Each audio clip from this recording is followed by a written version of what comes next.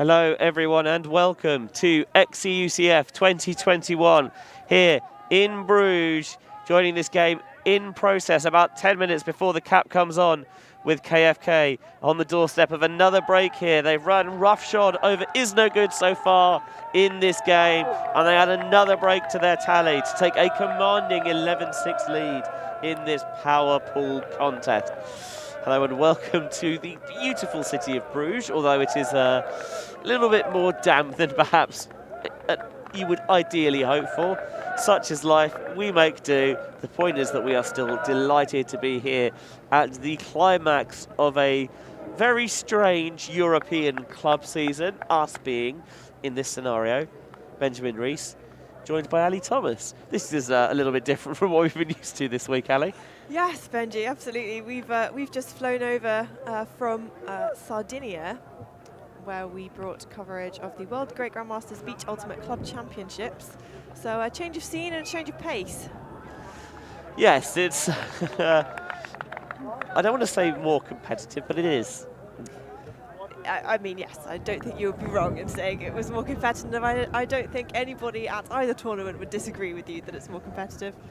Yeah, I mean, I thoroughly enjoyed my days out in Sardinia. If you want to watch all those games, they are still available on demand on our YouTube channel, ulti.TV. You can catch the highlights from the tournament there as well. And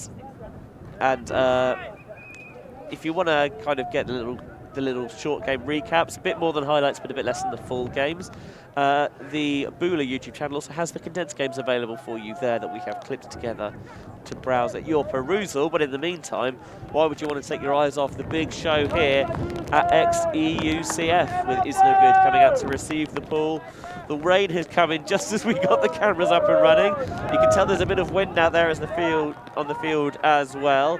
So I believe this is what is technically called zone weather. Certainly.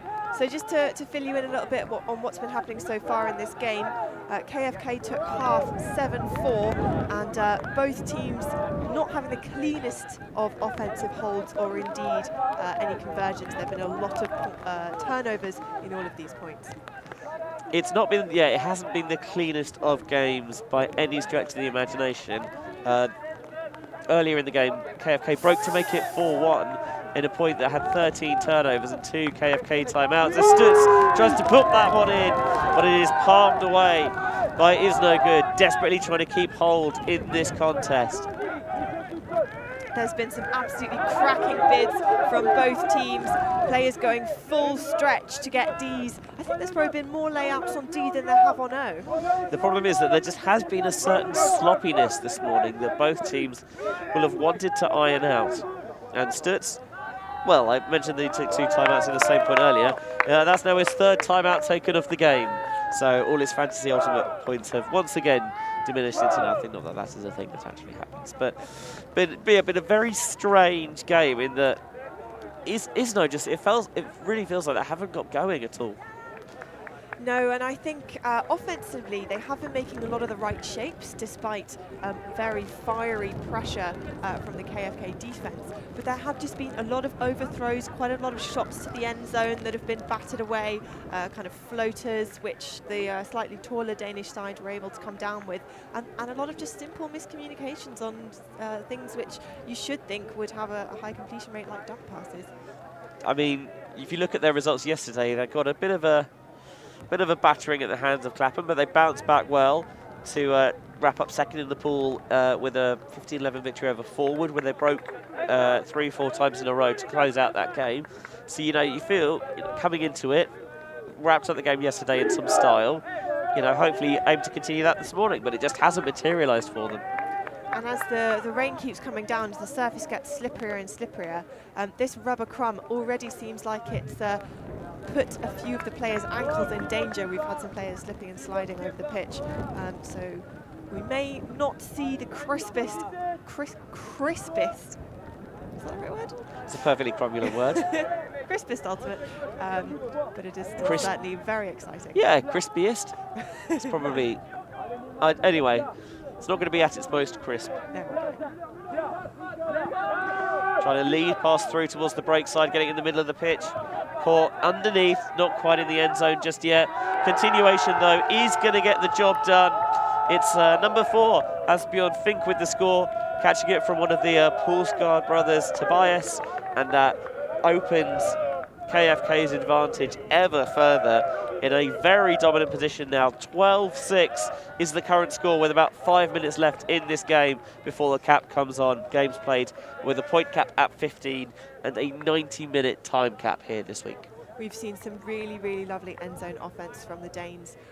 They look like they've really kept their composure on a short field near the end zone. We've had some hucks from both teams that haven't necessarily gone their way, but I think the Danes have just had the edge over IzNo on keeping their composure near the end zone, and that is exactly what we saw for that score. So we were able to speak to Sver Stutz, who's kind of the coach, captain of this KFK side, and he was saying that it's been their preparations have been relatively unhindered because Denmark dealt relatively well with the coronavirus pandemic. They opened up quite early, so they've been able to have pretty much a normal training season.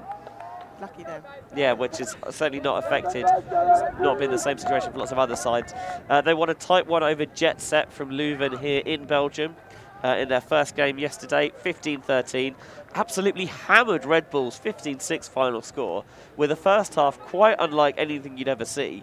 8-0, just did not let up a point in at all, and then a fairly comfortable win, 13-14 over Kraken. 13-14? No, that's not right. 15-8. I'm looking at the Spirit scores. 15-8 over Krakens in their last pool game to take the spot in this power pool, carrying that result against Red Bulls forward.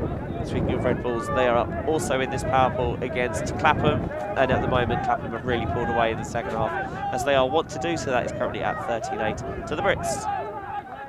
Very impressive for KFK, considering they have 8 new players on this team, which is quite a sizable chunk of those players coming from the team Ragnarok, which has sadly folded this year due to a lot of older players retiring. But KFK able to scoop up and assimilate all that young talent, and they seem to have gelled very well. Yeah, I know that. Oh, no, this is going to go. I'll come back to finish that thought that I barely started, as this one is rammed deep, and it's rammed deep to Graham Poulsgaard, but unfortunately for IzNo, he's wearing a white shirt in that one. He just went up for it and got completely missed. IzNoGood will be happy to scoop that up, and we're underway once more with the French side on offense. Yeah, it will certainly sting KFK that Ragnarok folded before they could finally rip the national title from their clutches, as it's another errant deep throw, this time from the hand of Chris Red. And IzNo, there's just too many free, unforced errors, I think. That's the, sometimes you accept that there'll be a lot of tight pressure, good defense, someone will put in a spectacular bid. But there's been too many of those throws where they've just not given their receiver a chance. Yeah, they've maybe backed the receiver a little bit too much, potentially. It's great to have trust, but sometimes you also need to holster those floaty throws as another one goes up. This time they're looking deep for Hark, but it's going to go and just casually fade out of that far sideline without a care in the world. And I think had that stayed in bounds, there would potentially have been a foul call. It looks like that KFK player went to ground, but as it did not affect the play, the turnover will stand. Yeah, especially when it's one of these kind of swirling high discs.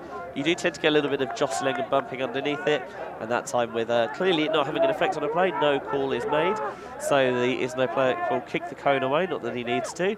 And this one throws the hammer over the top, so maybe the cone got its just desserts. Justice for the cone. Right, you've got to set your foot in the playing field. The cone is not part of the playing field, it's on the line. Anyway, here we go. Going to be picked up by Valk. Excellent dump defense from IzNo. But they stick with it. They stay firm, committed to that reset. Do KFK. And now turning, looking. You mentioned it's not easy for them, but they're looking early enough in the stall count that they're still able to get these off. Lovely around break to Hark. Back into the backfield for Borison. Underneath this time it's Christopher Borson. Now towards the far sideline. Cuts it into the middle of the pitch, looking at the end zone. Maybe one throw out. Not anymore. KFK just five in the bounce now. That'll be 13-6 just before the hooter goes. Wow, KFK have really put IzNo to the sword. They really have, and just that was probably one of the cleanest sort of little chunks of offense that we've seen for a little while. Not the cleanest point, obviously, but the KFK working it really patiently under free undercuts, taking the right throws, taking the right options, dumping when needed. That's exactly what we want to see. So the score is currently 13-6. We know the scoreboard disagrees with us, at least on the digital scoreboard. Don't worry about that. We know we've had a morning, I think is the way it is to be described. So we will keep you updated of the score here in the booth. It is 13-6 to KFK. Evidently there is some sand that has made its way from Sardinia. Oh. Or alternatively, that combined with the rubber crumb from the Astro pitch here in Bruges has not necessarily been a combination to savour. No, definitely a recipe for disaster. We are going to keep you abreast of everything else that's going on around the tournament at this time. Some final scores coming in from the games around this division. We have Bad Skid have made a big second half comeback. They're now up 12-10 on free speed. MUC closed out Flying Angels from Bern 15-13. Cusp are up 12-10 on Wall City, who had a very good day yesterday, topping their pool with Shaq. And Shaq and Mooncatchers is now at 14 all, going into Universe Point there. So that is very tight. Shaq had a good couple of points lead early there. Elsewhere in the women's division, Jinx are up 11-8 on DUC, and Free Speed up 13-7 on Disco Bolo. As here is the IzNo offense. These hikes have not really connected with any regularity. This one fumbled, tipped, second, third time, didn't quite get there. Sideline prevented Lézard from getting too close on it. I'm trying my best with these French pronunciations, so you may appreciate that I sound a bit nasal. Such is the way of life on the job sometimes. On the other hand, it does make me sound a little bit more like IzNo's coach, the legendary Steph Rapazzo. So, you know, not all bad. Definitely not. You can always claim it's a sort of weird regional dialect you maybe picked up during your time in France. It is an homage to the... And I believe the whistle has gone. Yeah. These games are 90 minutes, I believe, Benji, you mentioned that earlier. So if the Danes put this one in, it will be game to 15 no matter what. Whereas if IzNo score, it will be game to 40. So the score is currently 13-6. The scoreboard is lying to you. Which we will get that sorted in time for the next game, don't worry. Fingers crossed. We will. I have faith. Just, but please bear with us this morning as we're just trying to iron out a couple of gremlins in the system. Beautiful throw to the break side. It just sits there for Geisler. Gilman, who you may notice is very much not a Danish-sounding name, played GB Open at EUC, dishes towards the far sideline, shot down that sideline. Wow! At one point, this game was 6-8.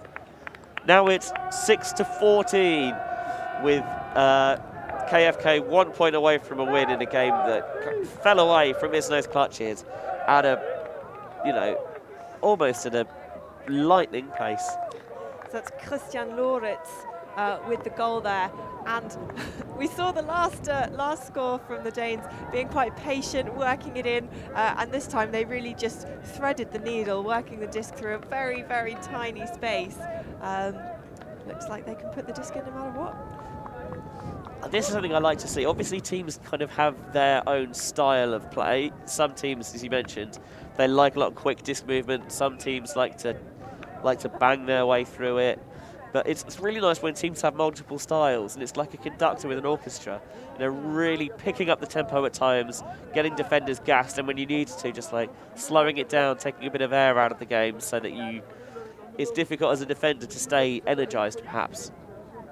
Oh, certainly. And I think especially since IzNo have a very large roster, I think it's 29 or 30 players they have on their roster list. Those long points we've had with lots of turns means you get quite cold on the sideline. And it's not just your physical cooldown, but your mental cooldown. If you're not, if IzNo is on offense, for example, obviously the sideline shouldn't be making too much noise to distract them. If you're on D, you obviously want to be getting involved and helping them out. But you know, if you haven't been on for 2-3 points, you're looking at maybe 15 to 20 minutes, and that's a long time to not be playing, and then have to go on and play a point and give 100%. It can be difficult to keep yourself focused and energized and involved, as this pool, I think, is just about going to roll at the back of the end zone. You can see the clear right lines from the football pitch. Those are not the lines we're using, so don't be fooled. Well, I think it's pretty clear what KFK have on their minds, with the very loud sideline calls of Callahan, and they're going to get the disc right on the end zone line. Just the dump and swing there not working for IzNo, and so potentially one throw away from the win here. KFK. Trossdal. Looks like they're picking it up as the wind has picked up the camera as well. See the leaves rustling a bit. And a very gloomy, overcast sky here in Bruges, Belgium. On the end zone line, fakes, goes back to Stutz. Inside out, a yard out, not anymore. Finds Bastien Grand-Poulsgaard, and that will do it. KFK from an 8-6 game, put in 7 in a row. I mean, unbelievable. 15-6 winners, and IzNo had no answers. Yeah, that's got to be crushing for IzNo. They had a relatively good day yesterday, and then just an absolute battering this morning, which is not to say they didn't have some absolutely stellar plays, but I think unfortunately by the time our cameras got working, they were just maybe a little bit cold, a little bit deflated, as you say, and didn't quite have that same passion and drive needed to kind of come back. Just didn't quite pan out for them today. IzNo, they will have to pick themselves up for their next power pool matchup. You think, oh, this might get a bit easier. Well, you've got Red Bulls up next, and that is certainly not an easy out, despite the game that KFK had with them yesterday. Elsewhere around the tournament, Chak managed to stand firm on Universe. They beat Mooncatchers 15-14. That throws that poor power pool into a little bit of disarray. Kuzblafota up 13-11 on Wall City. We mentioned the MUC closed out Fab 15-13, and Ranelagh closed out Foy 15-10. Baz get up 13-12 on Free Speed, 13-10 between Clapham and Red Bulls, 11-8 between Jinx and DUC, and Free Speed 1 point away from victory against Disco Bolo at 14-9. All right, that's going to do us here for the first game of the Friday, an open panel matchup at xEUCF 2021. Do stay tuned.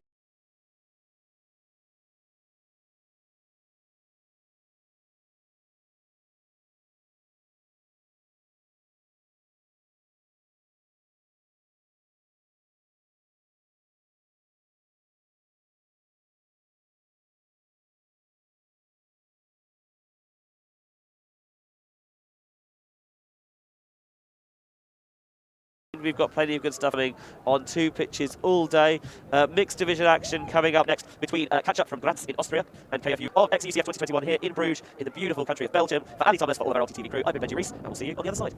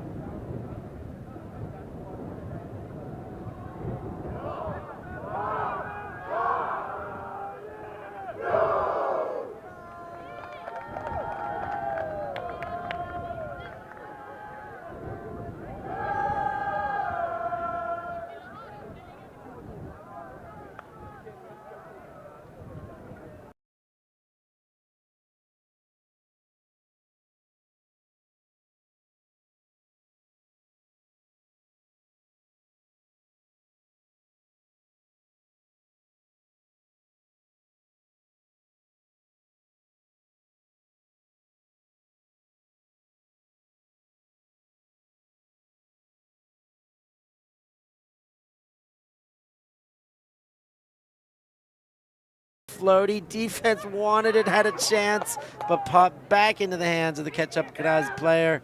Oof, that one just about in. It does land in the hands of Joanna Dor, and Ketchup back on the board with another break. Seems like Ketchup are in good control of this game. KFUM did lose a game to Putti yesterday. They did. So this is, I believe, in the fight. I'll get my stats table out shortly and try and figure out exactly what this is fighting for. In the mixed division, teams are fighting to try and get top 3. Top in the pool go straight to quarters. 2 and 3 in each pool go to pre-quarters. So I'll try and figure out what the math is looking like for this pool shortly. But so far, looking like Ketchup from Austria. We've heard a lot from Austrians that told me very strong team. Very strong team. Won the, I believe, got second in open. No, they won the open. They won the open. They got second in women's, and they won the mixed. So they were coming together to focus on mixed this year, also for a Worlds campaign next year. Ketchup Graz has played open in the highest levels before, but now trying to bring their women into the fold and looking like a pretty strong team in this game so far. And what is it about the name Ketchup? Is it the name of a town or a city, or is it? It's Ketchup Graz. They're from Graz, Austria. Actually, don't know where the name comes from. Okay, we'll have to get to the bottom of that. Where does that name Ketchup come from? Maybe we'll get some help from the sideline. Who knows? It comes from a bad pun. We got Geisel here telling us where's the name come from? The ketchup, yeah. Okay. Yeah, it's a really bad pun. It it's is just a very about bad catching up to your defender and also catching a disc up in the air. It's just as simple as that. Just using a couple Frisbee words, jamming them together, and making a portmanteau about it. Shot deep, way too far in front. That one never going to get there. And Ketchup Graz, as Geisel comes to the side to give us some assistance on the punning. He helps his team out to find an errant throw, and they get a chance to break here going the other way, which they've found a few chances to do so far today. Conditions a bit more still than in the previous rounds. Maybe this field a little bit more sheltered from the wind than other fields. The games I was watching elsewhere were looking pretty upwind, downwind. It depends on the field direction, and also with this, we got a tennis bubble right behind us off camera that plays with the wind. It's gusty here. It comes and it goes. It doesn't stay strong for long periods, but there's a lot of play on the disc with a KFUM on the doorstep here. Into their end zone offense, need a reset or a shot to goal as they get there for the corner. And they're back in it. Me and Benji were joking. KFUM, we're calling them the radio call letters. KFUN 102.1, all rock Thursday afternoon. But they popped that one in. I'll keep playing with that, guys. I beat the horse dead. When I find something, I work it right to the ground. So there they go. So Ravi, tell us more about your day, about yesterday. How's the tournament been treating you? How's Bruges treating you so far? Great weather. Weather hasn't been excellent, but hasn't been too wet yet. So it was pretty cold yesterday. I got more layers today. I was a little underprepared yesterday, a little overprepared today. I had to cycle from the hostel to here, and I had too many layers on, so I was sweating when I got here. I haven't quite got my dressing game on point. Work that balance. But no, it's been a good day. It's just amazing to have Elite European Ultimate back. It's been so long, Stefan, and seeing all these great players out here and seeing games going every which way, seeing the top team still in form, it's just incredible. It sure is. It's a pleasure to be back. Win, lose, draw. It's to be out and playing is just a wonderful thing. To get the headsets back on and be in the commentary booth again is a beautiful thing. To have ulti.TV cameras on these games, and we know that you guys are going to be supporting us as that one goes to ground. Kane's Maehr, body goes to ground. There is a call on the play that potentially a travel. And again, just a reminder that we love your support. We want you to support us. Imagine what can be done with your support. We're growing little by little. We get some help by the federations to get our cameras here. But we can grow the community, the digital community, the social network, and it all goes to better production for you at home. We can watch this Ultimate and help make this sport grow here in Europe as it is on the bigger continent too. So Magdalena Krenz. Ooh, that one got away from her. The high release outside in reset a bit too much on it. Just speaking of support there, Stefan, I also want to give a shout out to Tokai Ultimate, who are helping sponsor this coverage this weekend. There's a few Tokai pairs out there on this point. Actually, I see count at least 3 different pairs of Tokais out there on the field. So you know that if the elite players are using them, consider getting a pair for yourself back home. It's like you're not even wearing shoes. Like putting a pair of socks on those Tokai. Great to always see Robin over at the booth, and he cruises the fields too, leaves the booth to his crew, and he's just an Ultimate enthusiast, which is great. He's a man who loves Ultimate, who's gone into the business of Ultimate, and he's doing a great job. So for those of you here, go check out the booth. For those of you at home, get online, check the website, and get some of those boots on your feet. Here come Ketchup, second time around. Sebastian Bauer engages and gets the upline shitter, sends it to a KFUM player that was going for Rosa Wuti, but stepped in front, and KFUM is off the other way. Elsa NL got things going and then gives it straight back. KFUM is a team that is very strong at the Ultimate Indoor Club Championships, but maybe the wind giving their throwing a little bit of trouble today. Yeah, indoor players are not going to like playing in Bruges, I don't think. It's not the ideal conditions, not the ideal place, as Ketchup gets on the board there. I'd say this is where they're putting their foot down. It's a 4-point lead, 7-3. They're getting breaks every other crack at it, and you know, it's now or never for KFUM. If they're gonna, okay, now or never is there's always time, but we want to see it now. We got to put it away. We know what these big leads they seem insurmountable, and you got to do something about it now. But before half would be wonderful. Just to give a bit of context to this game, you can check out coverage of this tournament. Ultiworld's here as well. Ulti.TV, Ultiworld got all the big players here, bringing great coverage. Go to ultiworld.com/live and you can see all the articles we're posting about the tournament. So just looking at Judy Bauer's tournament, recapping day 1. So as I said, top team of this group goes straight on to quarters. Then it's a fight for the next 2 spots if you want to make the bracket. Right now, Ketchup are sitting at 0 and 2. KFUM, Puck, and Leftovers are all sitting at 1 and 1. So if Ketchup win this game, they can be back in that battle to try and steal a spot into that top 2 of the rest. Putti, I think, are a bit the class of the division, the class of the group, but having a big point difference here could make the difference in a triangle situation later on. What a lopsided division. It'll be interesting to see how this one plays out. And here comes the deep shot. It's hanging well. The defense was there, though. Defense really only got a small piece of it, but that small piece was just enough for Felix Meschner to knock it away. He's happy to pick the disc up and get things back going for Grash, and that's Valentin Fischer. And bounced over to the sideline. Fischer gets it again. Sends forward. Dor. Far sideline, we've got a shot deep. That one's hanging. Oh, off the head. They call that a falcon in Australia. Eisenberger takes one in the cranium, and rather than the soft palms of his hands, and gives it right back to KFUM. Now, the team in white, KFUM, blue shorts. Their logo looks a little bit like the Mind the Gap Metro warnings in the England tube with a triangle rather than a circle. But they're not too concerned about that. All they're concerned about is putting one on the board. That one's shot well into space. Receiver in good position. Straight in. What a finish, but that was Jonathan Angagad who caught the deep and got the assist. I can't quite see who he popped the goal into there, but what they needed, that's definitely what they need. They need these holds. We said we want something before half. They're at least giving us a hole. Can they get on the break train now? That is the question to be determined. Angergaard there, part of the Angergaard family. That's a big part of this team. You see that's coached by Stefan and Kirsten, who are his parents. Okay. And his sister Alva Angergaard, also on this team, was also on that point with him. Those are both 2 of the top players on this team, along with another standout player to look out for is Vendela Victorson, at least indoors. She's very young. I think she was maybe 16 or 17 at indoors last year, so just a year ahead of that now.